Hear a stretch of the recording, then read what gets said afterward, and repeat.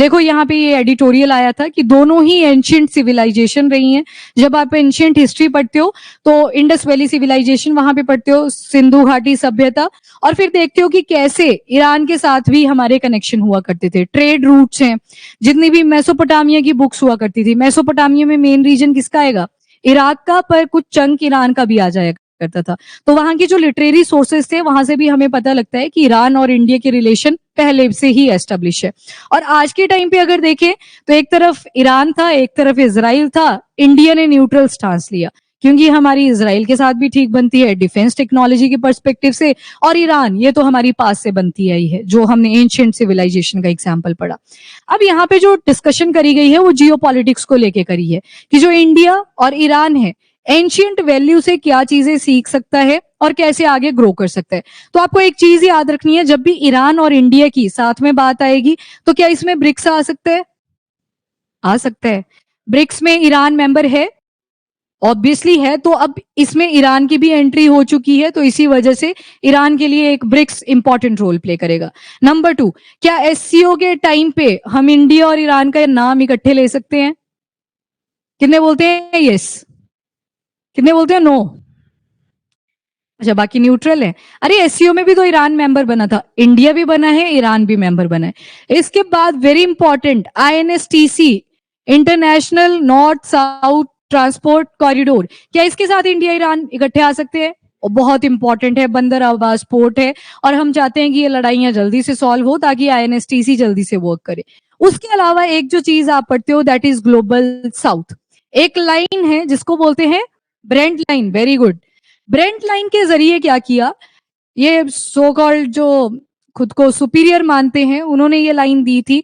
इन्होंने बोला कि एक तरफ डेवलप नेशंस हैं जिन्होंने सब कुछ अचीव कर लिया, आज के टाइम पे लग्जरियस लाइफ जी रहे हैं, जैसे ऊपर की ये north American country, European country. फिर देखो ये लाइन बेंड हुई यहाँ पे जाके, जबकि ऑस्ट्रेलिया साउथ वाले पार्ट में आता है, पर वो डेवलप्ड नेशन है। बाकियों को देखोगे तो सारी कैसी कंट्रीज हैं, डेवलपिंग है नेचर में, अभी ग्रो कर रही हैं, अपनी इकोनॉमी को बूस्ट करने की ट्राई कर रही हैं। फिर आता है 2023 का एग्जाम्पल। 2023 में जब G20 समिट हुआ था, कहां पे हुआ था? इंडिया में तो हुआ था, न्यू दिल्ली। तो वहां पे बात करी गई थी ग्लोबल साउथ की। ग्लोबल साउथ का मतलब है इन कंट्रीज के ऊपर सबसे ज्यादा फोकस करा, और इसी ग्लोबल साउथ के टारगेट करते करते अफ्रीकन यूनियन को भी ऐड करा था।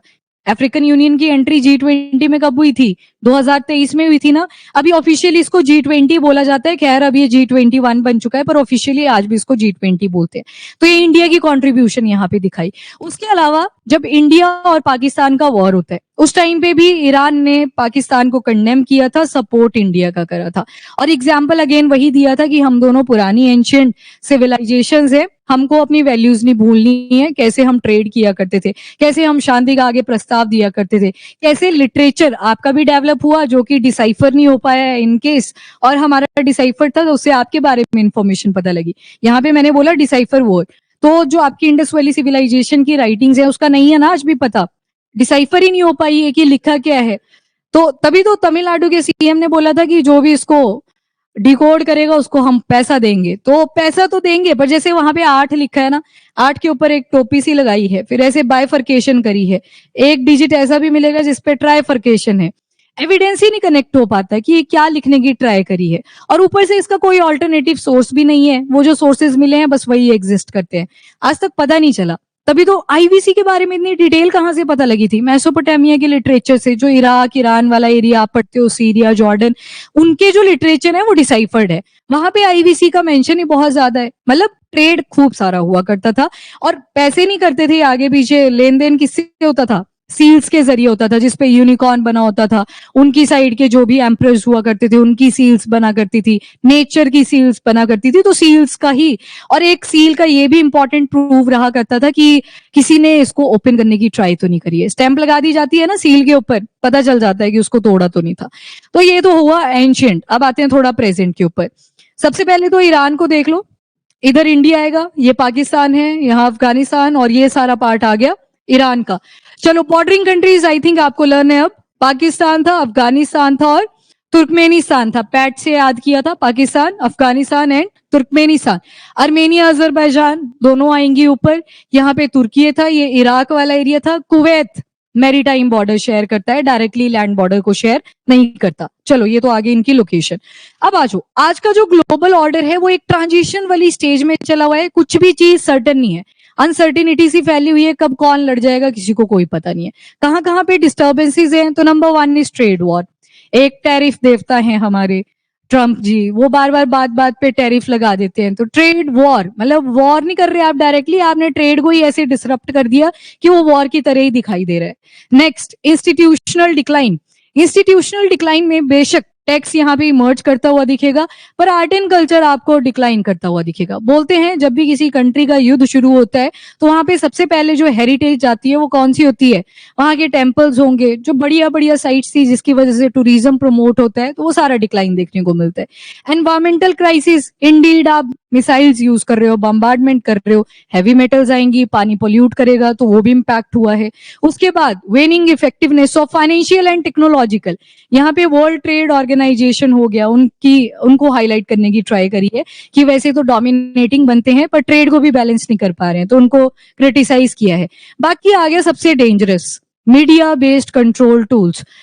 मीडिया इतनी ज्यादा मिस इन्फॉर्मेशन फैलाता है, आपको पता ही नहीं लगेगा कि सच्चाई और झूठ में कहाँ पे वो थिन लाइन एग्जिस्ट करती है।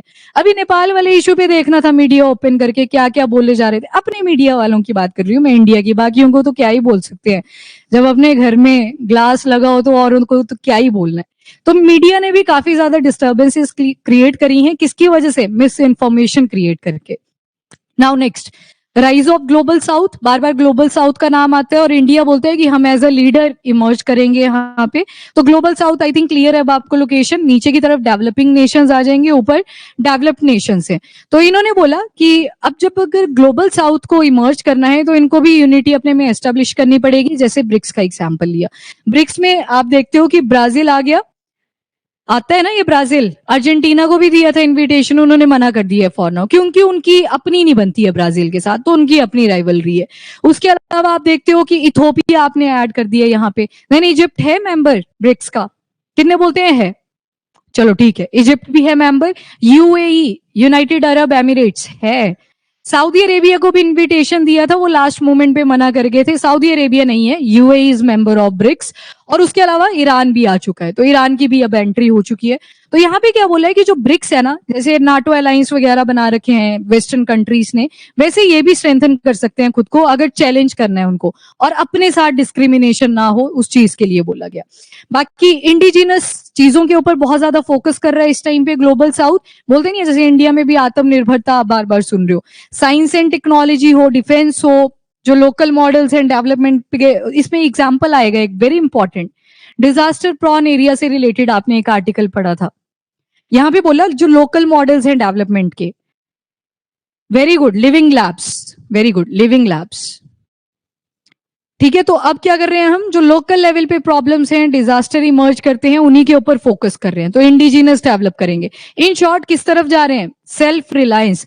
ये हमारी बात नहीं है, एक दिन आपने अफ्रीकन यूनियन का रेवोल्यूशन देखा था, कैसे वो अब जा रहे हैं कि हमारी भी सॉवरेनिटी एग्जिस्ट करती है, हम चाइना के ऊपर डिपेंडेंट नहीं रहेंगे।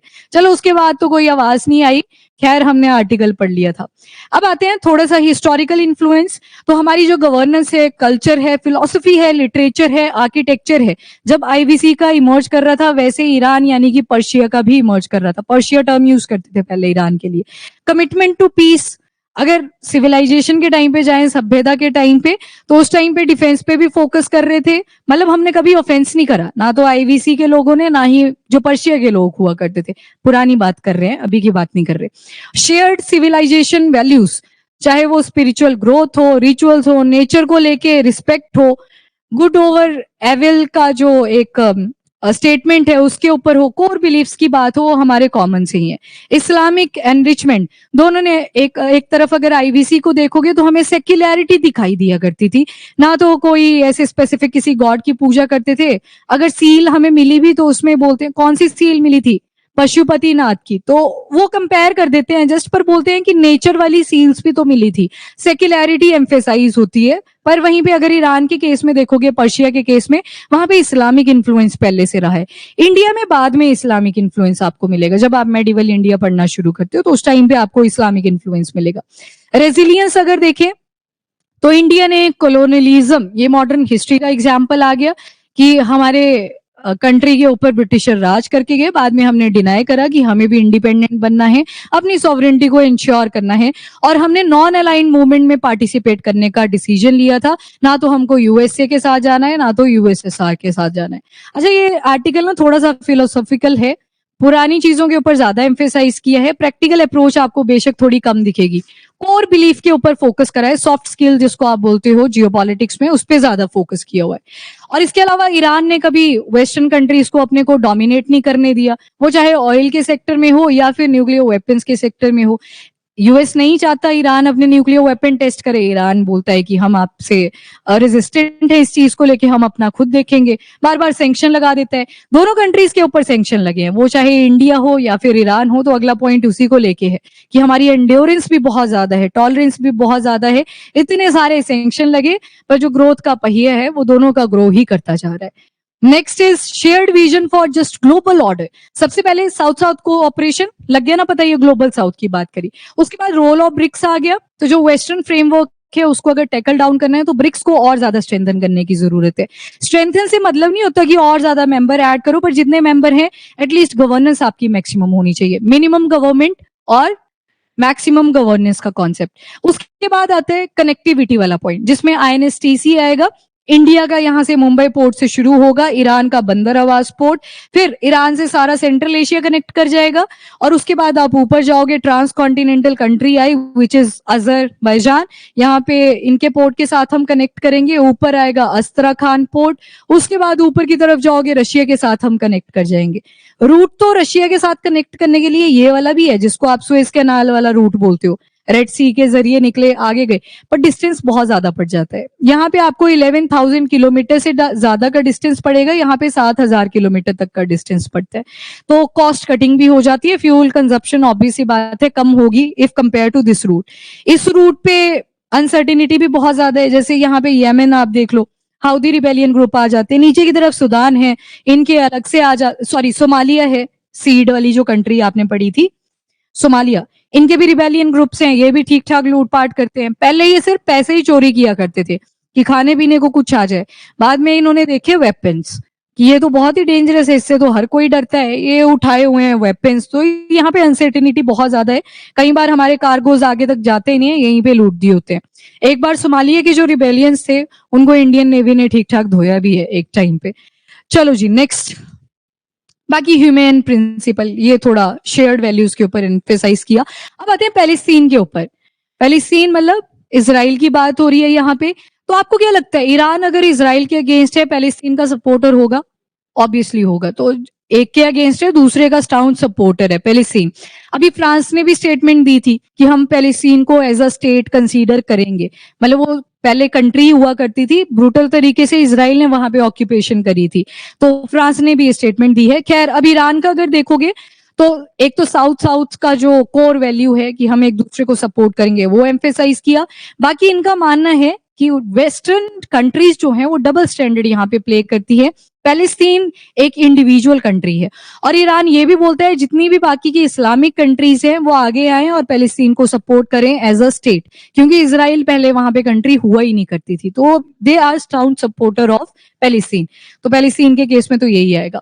उसके बाद नेक्स्ट है ब्रिक्स को लेके, तो ब्रिक्स का मैंने आपको बता दिया, ईरान भी इसका मेंबर बन चुका है, तो एक इंपॉर्टेंट कंट्रीब्यूशन आ जाती है। और रीजन के अंदर स्टेबिलिटी तभी आएगी जब वॉर रुकेगी। स्टेबिलिटी और वॉर दोनों एक साथ एग्जिस्ट कर सकती हैं? नहीं कर सकती, ऑब्वियस सी बात है। और उसके बाद आ गया नेक्स्ट यूएस की इंटरवेंशन, तो डिस्टेबलाइजेशन में जो कंट्रीब्यूशन है वो यूएस का माना जाता है, वो चाहे से आपका वेस्ट एशिया हो, वेस्ट एशिया या फिर मिडल ईस्ट एशिया। ये सऊदी अरेबिया देख लो, देन कतर देख लो। सऊदी अरेबिया में आपने पढ़ा था पीछे अल क्या था, बताओ अब तो बता दो, अल उबैद, यहाँ पे एक मिलिट्री बेस है यूएस का, इसको बम्बार्डमेंट करी थी किसने? ईरान ने।